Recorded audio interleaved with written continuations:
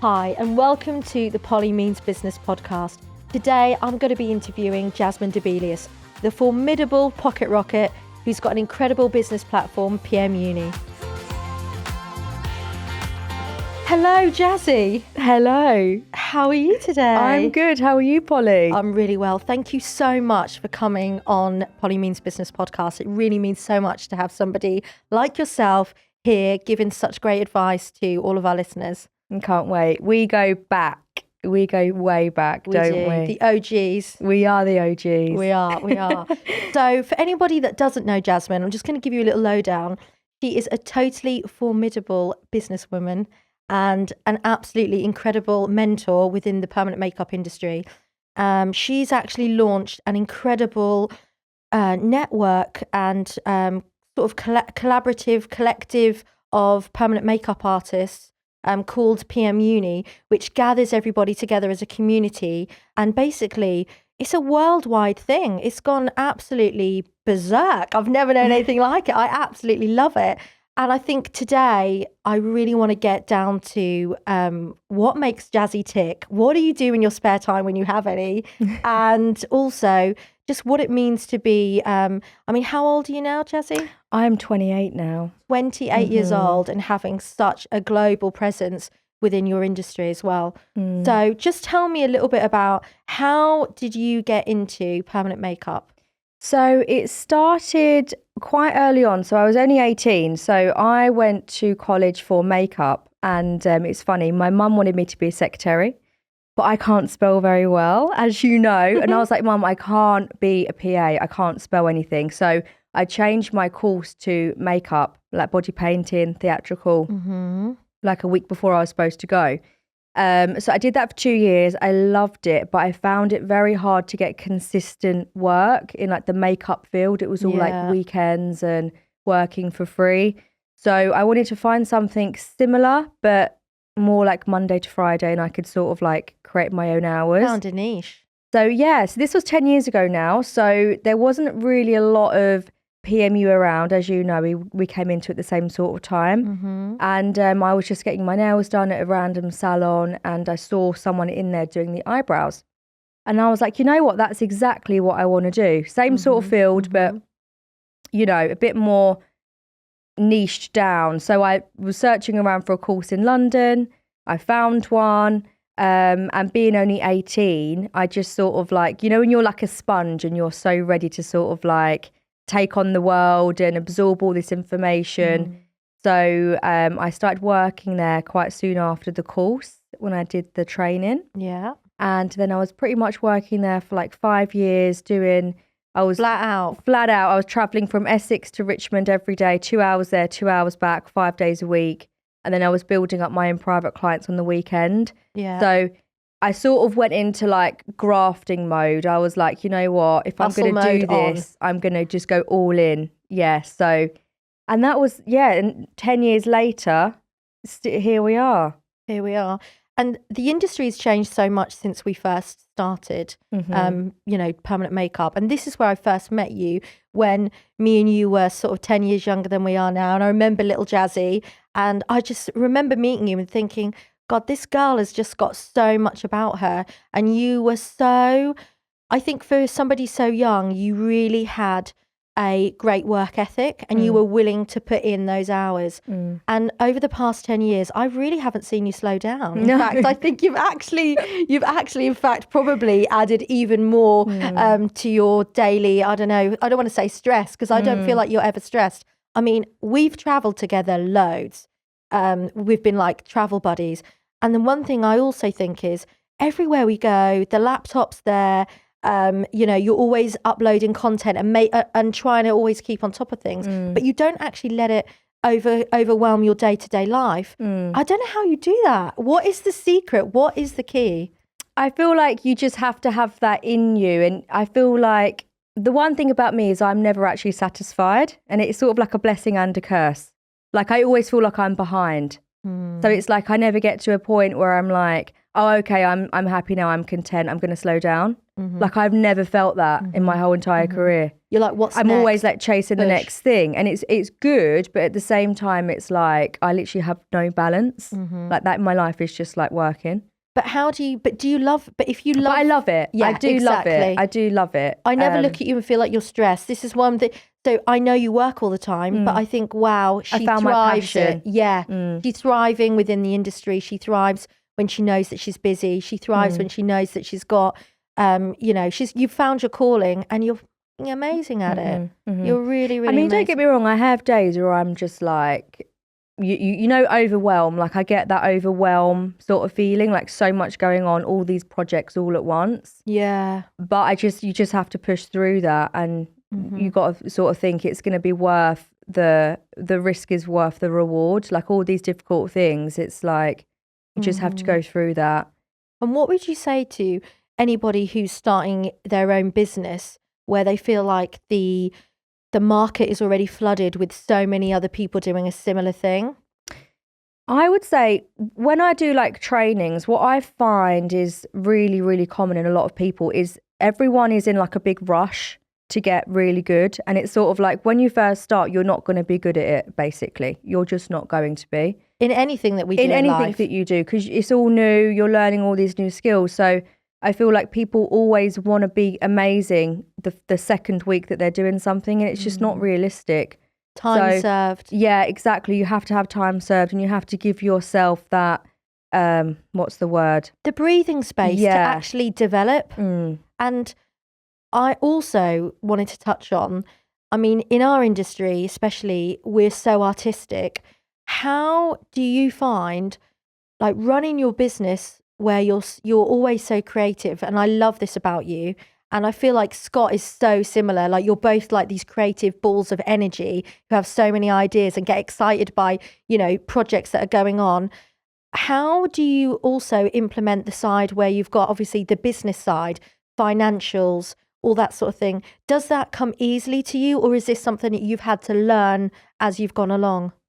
I would definitely say learn as I've gone along. And it's sort of, you've got to see what works for other people as well. So if that's something that you struggle with, you have to look for some advice or connect with someone that you can sort of share that knowledge with. But yeah, the finances definitely doesn't come easy to me, but you can learn it. You can learn anything. And it's like going back to the people want to be amazing straight away thing. If you just give yourself time, don't focus on the money aspect, focus on getting really good at your craft. Yes. And then if you struggle with certain things, you can get other people on board to help you with that. You've not got to be every single section of your business. Outsourcing as well. Yeah, exactly. How do you relinquish that control when you've got such a mega empire? I know you've obviously got your personal assistant. She's amazing. Met her, she's so good. But what do you look for when you're looking for people to come and, work within your brand? What is it that you're looking for? I look for people that can do things that I necessarily can't. So I'm looking for someone quite different to me. So I'm quite creative. I like creating like graphics and putting things together and a lot of social media types of stuff. Yeah. But I'm not so good with, emails and all of the other admin-y bits and bobs and the finances. So I'm looking for someone that's not so creative and more into the other aspect of all the admin side. The admin, the admin. Yeah. And you know what I found as well? Finding someone, when I put the job description out for a PA, I put in there all of these different stuff that I wanted them to do. Basic stuff. Send me a video of, you talking, explaining to yourself who you are and whatnot. And about 3 people followed the instructions. And if they don't do that already, it's like you're not even following. I'm not going to hire you, am I? Because that's what I've asked you to do. Yeah, exactly. There's little things like that. And she goes to the gym every day, gets up at 5 a.m. So I know that she's like focused. She's got the discipline as well. She's not lazy. So you've got to think, what sort of type of person do you want to be around as well? Absolutely. And talking about that, your body is like wild, but how can we actually talk about, babes, how do you fit in? Where do you get the time or the energy to go to the gym? Because I know even like we will travel to like Milan, anywhere, you'll find a boot camp to like rock up to. Yeah. You're like, I've got to go at 6 a.m. I did a boot because I camp need in to go. Crocs once because I forgot my gym trainers. Do you remember? I know. I love it. I love it. And I'm like, I'm just going to lay in bed with my little eye mask on for a little longer. And then Jazzy's been up and out. But I wanted to, where do you actually find the time or the energy to do it? Because that's a discipline for you where you're like, it's a no-brainer, isn't it? You've got to do it every day. Well, I don't want to do it every day, but I make myself, and that's the discipline aspect. Like I don't enjoy getting up early and going to the gym, or after a really long day of work, I don't want to go, but I make myself. So it's that having that discipline aspect. Do you find it's like a mental release as well for you? Yeah, definitely. Yeah, it's not so much me going to look fit. It's more I need to go to sort of like decompress my brain, you know, and just sort of switch off for an hour, not be on social media. I'm just scrolling all the time. If I'm not at the gym, I'm just like constantly doom scrolling. Yeah. Oh my God. So, have you got that thing switched on where it says how many hours you've spent on your... Yeah, it's terrifying. Yeah, like, I know. Yeah. It's like, hang on, how have I been at work tattooing and also spent 8 hours on Instagram? Yeah. Mine's exactly this is actually scary. Doesn't make sense. Yeah, it doesn't. Something's up with that. But so tell me, what is one of the biggest challenges that you faced, obviously starting your business? I'd love to know what your challenges are when you first started your business compared to the new challenges that you're facing now you're an established business owner. It's difficult because you're always up against these different things. It doesn't really get easier. You just get all these new things come in. So when you first start, obviously you want to get clients, you want to attract new clients, and you're always hustling for the next one. So it's not so much that anymore. It's sort of, I've got sort of too many clients in a way. Like I can't fit enough people in the day. We need to chop you in 3. Yeah, I'd love to clone myself to do that. But maybe that is one thing we could do in the future. Yeah, it's all of the other stress that comes with it, and having the PMUni platform with the in-person training and the clients, it's a lot to juggle. So it's just, I find the most difficult thing is balancing everything. I just haven't really got a lot of balance. Yeah. And that's difficult because you want to put all of your energy into everything. But when you're spread so thin, all of these little issues can come up. Do you ever feel like when you look ahead at I know when me and you have discussed and you've got like so much coming up and I'm just trying to get a date in the diary to just have like a glass of champagne with you, and you're like, I can't do this down in Australia, can't do this down in Hong Kong, whatever. But like, where do you just, how does that feel knowing that your whole year sometimes ahead is fixed and booked up with PMUni and obviously, you know, going to these worldwide events, having, you know, being a speaker? Does that fill you sometimes with a little bit of like dread, anxiety, or do you feel like motivated to continue? It depends on the day, to be honest. It's hard. Every day feels a little bit different. Like sometimes it makes me really excited having all of these stuff booked in. Yeah. And then sometimes it's overwhelm. Yeah. I don't really get anxiety. It's more like, oh my God, there's so much in the diary. I need to get it done. Yeah. And I've just come back from here. Now I've got to think about that trip, and I've got to, you know, get stuff over there for that, get all the students ready. So it's more overwhelm. But then I, you know, it is my fault. I have made myself like this. And if I'm not busy, I'm like, what's happened? Why am I not busy? Yeah, why have I stopped? So so it is, again, a blessing and a curse. But I do love it. So Jazzy, obviously I know you go worldwide as a speaker at lots of different conferences, permanent makeup based, obviously. What is the biggest audience that you've ever had to speak in front of? I would say around 500 in person. Okay. But then there's sometimes you have conferences where they've got an online login as well. Sure. So there might be another 2 or 3 on there. But that's okay because you can't see them. Yeah. So they don't really count. Yeah, so you're not getting that thing. Yeah. How do you deal with, do you ever have imposter syndrome? Do you ever get up there and think, why are these people wanting to listen to me? Why are these people? Because I get that a lot, and I have to really put that to the back of my mind. And it's something that I struggle with, and I think a lot of people do. So how do you deal with that? So I don't necessarily get that on stage, but when I'm about to go on, that is the worst feeling for me. Like it's the dread, and I'm just sort of nervous, pacing up and down. I can't eat. I can't talk to anyone. Like when I'm about to go on stage, if someone wants to have a conversation with me, I'm like, I literally just can't talk right now. Like That to me is the worst feeling. It just is about to walk on. And someone goes, "Oh, Jazzy!" I'm like, no, not right now. Like someone asked me when I was in Miami, there's like, "Oh, I want to just do a bit of filming for something before you're about to go on." I was like, absolutely not. Like, I cannot talk to you right now. But then when I get up on there and I'm talking about what I know and my passion, all of that goes away, and I'm not nervous at all. Do you get like a high? Do you like, like when they say a runner has a runner's high when they're, do you feel like really elated and afterwards you're like, yes? Yeah. When you come off, you're like pumped, full of adrenaline. Yeah. But when you're up there, it's great. But it's just getting up there sometimes is quite difficult. Absolutely. Yeah. What is one of the biggest challenges that you've ever had, like going, I know obviously you have all these big speaking events, but has anything ever gone wrong? Have you forgot your words, or has anything ever happened? I would say with the conferences, technical difficulties is quite common. So I had this presentation, I had quite a lot of videos in there, and it was actually a video of one of the people that was in the stage, in the audience, sorry, in the audience. And I was like, right, can you play her video to the tech team? And it just wouldn't play. And I was just standing up on stage. Everyone was like staring at me. Person came up, said, "Oh, the video won't play." And I was like, "Well, no, you have to play it. She's sitting in the audience. I have to play this video." That was going on for about 10 minutes, and I was taking questions in the audience. And you were getting more and more agitated. Yeah, and I was like, right, just stay calm, carry on. And then I started to ask questions to the audience instead. Did that video play?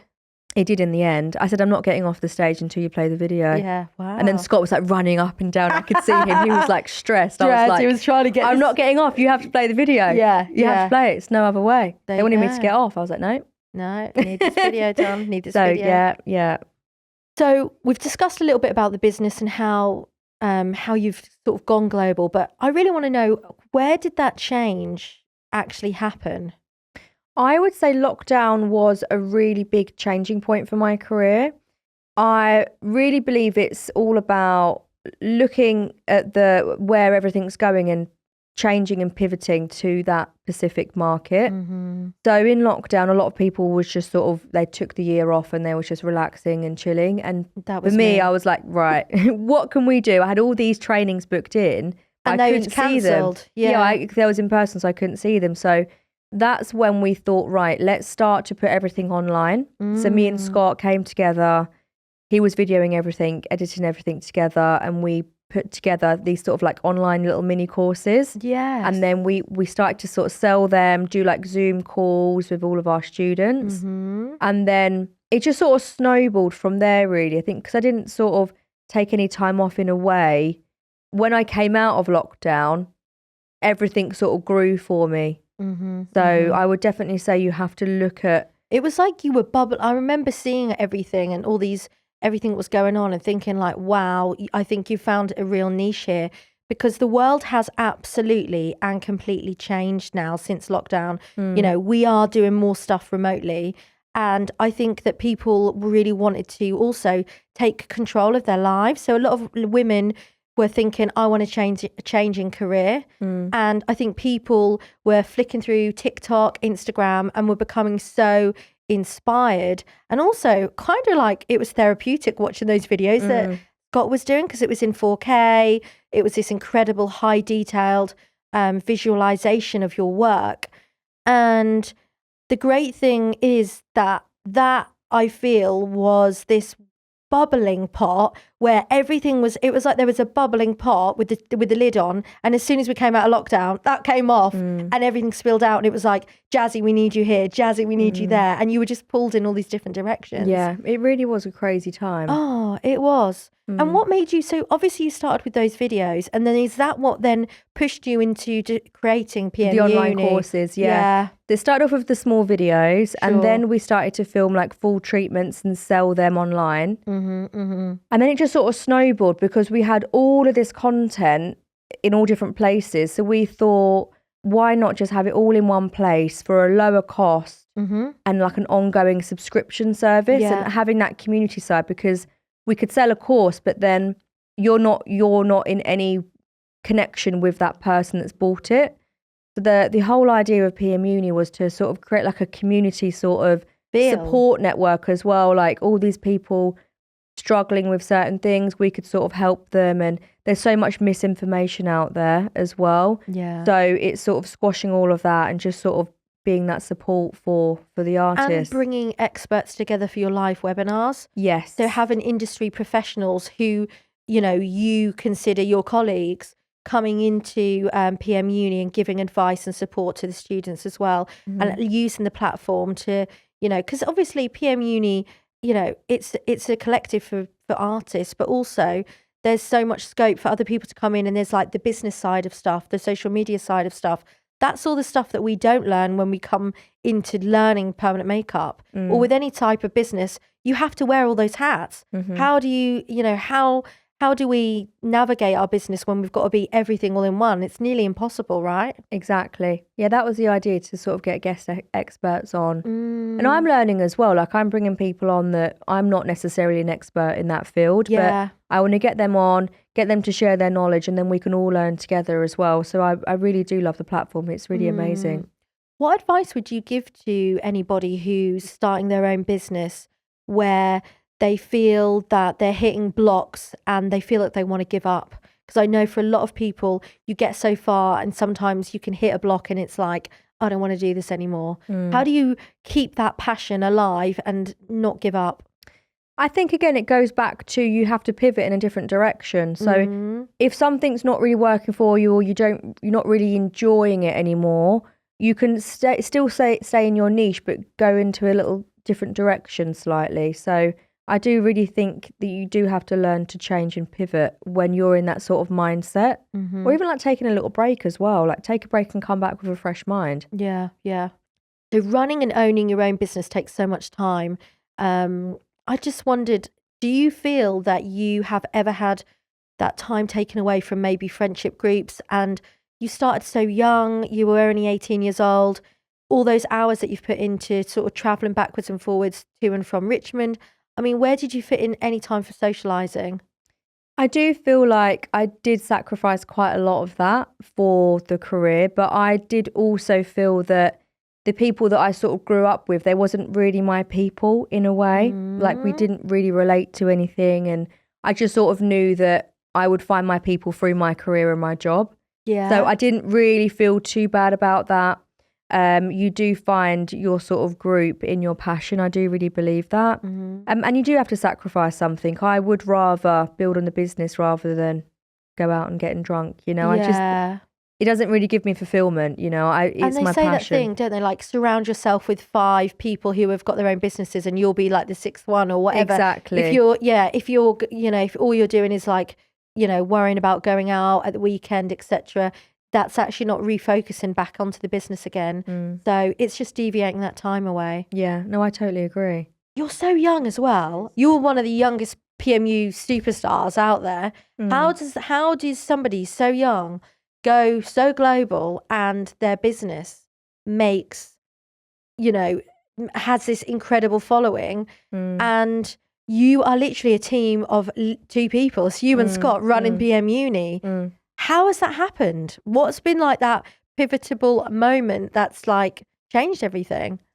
I would say, if there's like a blueprint of how to be successful, I would say it's consistency. I've not really stopped in 10 years, even if it's like posting stuff or being active and going to conferences and networking. I've been doing it for literally 10 years flat. So I do feel like consistency will trump someone that isn't as well. Like, you can't be posting for like a week and then stop for 2 months. It doesn't work like that. You have to be in everyone's face all the time. Yeah. So I have been very, very consistent. I always focus on how can I be better than I was yesterday. Like, even at the beginning of my career, I wasn't focused on money too much. I was always focused on, I want to do a better eyebrow than I did yesterday. And if you just keep that mindset, you're sort of competing against yourself. All of a sudden, you're really good at your craft. The money will then come in. If you're consistent at posting and going to these events, you'll meet new connections, and then that might lead to something else. You know what I mean? It's all about getting outside your comfort zone, going to these things that you might not necessarily want to go to, but you might meet someone there. Then they can then put you in touch with someone else and take the opportunity as they come. I think something that I always find really inspiring, or I'm quite almost in awe of, is for someone your age who attends these events. It's so inspiring to see how many people of all age groups and ranges come up to you and are so in awe, really, and give, and you're always so humble. Like, how do you stay so humble when you have so many people constantly, coming over and giving you all of this, I don't know how to even put it. It's I do know what you mean. It's like, I know we've gone out and about and I'm sort of like, I take a little step back and I'm like, I'll hold the bags here. Which I'm fine with. I do know what you mean. Yeah. I don't know, like, I'm just not that type of person though, am I? Like, I never think I'm better than anyone. Like, I'm just not like that at all. But it must have been nerve-wracking. Like, I think especially in this particular industry that we are in, you do get this whole hierarchy of, artists and I think the most attractive and thing that all of us are drawn to with yourself is that you always keep it so real. You're so humble. You always give your time and your energy to everybody. And I think it comes across really well. And you're so authentic and genuine. Yeah, I don't even know how to put that, really. I think it's just how you are as a person. I just think when I was younger, I sort of saw who I didn't want to be. You know what I mean? It was like, if I ever get to that stage, I want to be a person that's very transparent, very doesn't hold anything back, and very sort of genuine in that way, because that's what I would have wanted when I was younger. I think if you go into any industry or any business and you are not authentic to yourself, your clients or your customers will soon figure you out. And I think the biggest selling point for anyone buying from somebody or a brand or anything is that authenticity. Somebody that they can see that loves their craft, enjoys what they're doing. And people are on their phones all the time. I think they can like spot somebody who's not really putting their full all into everything. Yeah. So yeah, I think it always will come through. And then you find your own people and they get attracted to that sort of energy. Absolutely. You've just got to stay true to yourself, really. Perfect. Jazzy, I have loved having you on the podcast today. Thank you for sharing some amazing, inspirational advice. Is there anything you'd like to say to our listeners about if they're in the first year of starting their own business? What would you say? The first 2 years, I think, is the hardest, I would say. So, make or break. Yep. It's not going to be easy. You're not going to be good at everything straight away. You do have to give yourself the time and the patience. Get around people that inspire you, connect with people that are doing better than you, and just really just stay on top of that and just keep on pushing forward. And it's not going to be easy, but if it was, everyone would be doing it, and it's not worth the reward then, is it? So I would just say, just keep pushing forward. Absolutely. Thank you. You're welcome. Thanks for having me.